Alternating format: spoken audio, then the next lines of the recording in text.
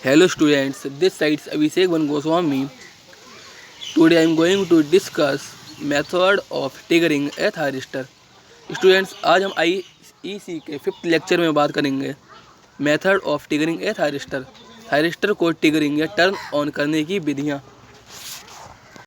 तो देखिएगा किसी भी चीज़ को ऑन ऑफ करने के लिए बहुत सारे मेथड होते हैं। यहाँ भी हम थायरिस्टर के कुछ पढ़ेंगे। देखिए पहला क्या हमारा देखा है, थायरिस्टर को टर्न ऑन करने की निम्नलिखित विधियाँ हैं। ठीक है, कुछ हमारे मेथड्स देखे उनको हम 1 बाय 1 रीड करेंगे। पहला हमारा मेथड देखा है गेट टर्न ऑन या गेट टर्न ऑन।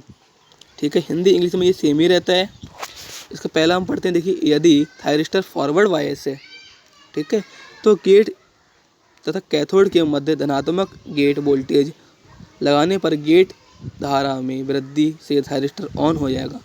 मतलब अगर हमारा थायरिस्टर फॉरवर्ड वायस है तो गेट तथा कैथोड के मध्य धनात्मक लगाने पर, मतलब हमारा थायरिस्टर जो होता है कैसा होता है, वो थायरिस्टर ऐसा होता है हमारा 4 लेयर 3, ये पी हो गया हमारा, ये एन हो गया, ये पी हो गया हमारा, ये एन हो गया। यहाँ से सप्लाई देते हैं, ये फॉरवर्ड वाइज हो गया प्लस प्लस माइनस। अगर यहाँ हम धनात्मक पे देंगे या गेट, तो हमारा थायरिस्टर गेट लगाने पर धारा में वृद्धि से थायरिस्टर ऑन हो जाएगा, तो हमारा करंट बढ़ेगा और हमारा थायरिस्टर ऑन हो जाएगा। अब दूसरा वाला देखते हैं हम, वोल्टेज टर्न ऑन या voltage turn on. Voltage turn on विधि से यदि एनोड कैथोड वोल्टेज अग्र, मतलब forward wise break over voltage, अग्र वोल्टेज यानी कि फॉरवर्ड वोल्टेज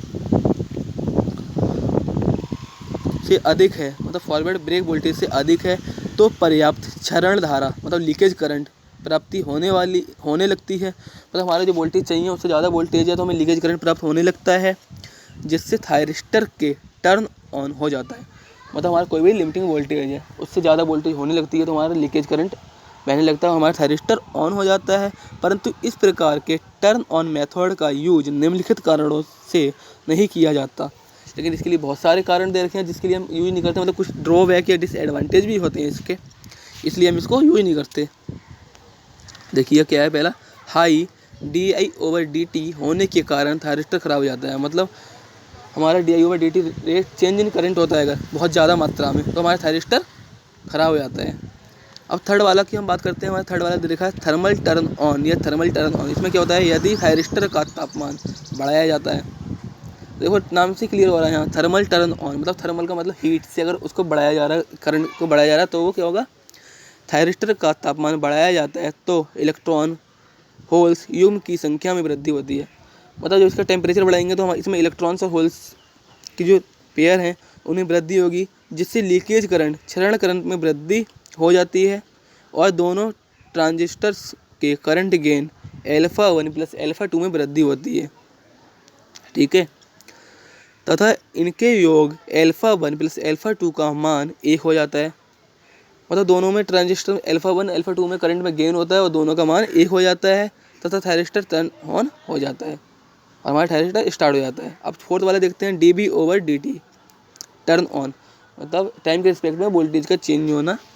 गेट की खुली अवस्था में निर्धारित, मतलब जब हमारा गेट खुला है तो उसकी अवस्था में निर्धारित dB/dt से उच्च मान युक्त dB/dt फॉरवर्ड वोल्टेज मिलने पर थायरिस्टर ऑन हो जाता है। ठीक है, अब देखते हैं हम फिफ्थ वाला, लाइट टर्न ऑन या विकिरण ट्रिगरिंग। लाइट टर्न ऑन और रेडिएशन ट्रिगरिंग, यदि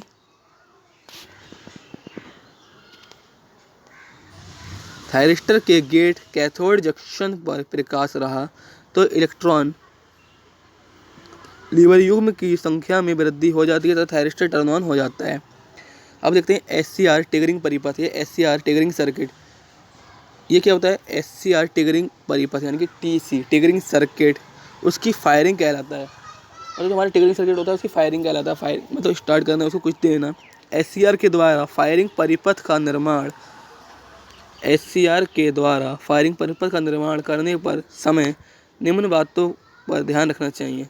तो जब हम उसको स्टार्ट करते हैं, फायरिंग करते हैं, तो बहुत सारी बातों पर हमें ध्यान रखना चाहिए।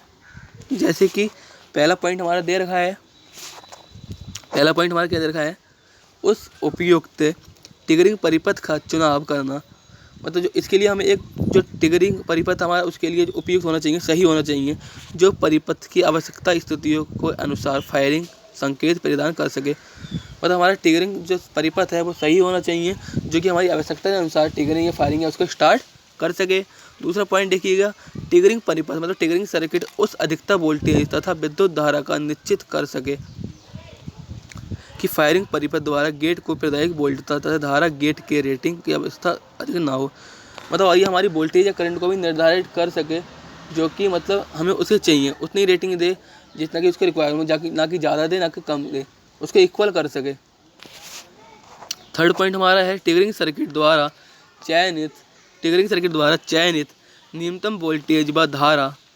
मतलब हमारे ट्रिगरिंग सर्किट है उसके द्वारा जो हमारे वोल्टेज न्यूनतम वोल्टेज या वोल्टता या धारा जो भी है हमें उसको सही चयन कर सके, जो गेट को ट्रिगर करने, जो गेट को चालू करने हेतु उसे उपलब्ध कराई जा सके, जो उसे हम दे सकें। मतलब जो उसे वोल्टेज कम या ज़्यादा चाहिए, जितनी उसको हम उसको दे सकें उतनी हमें उसे देनी चाहिए।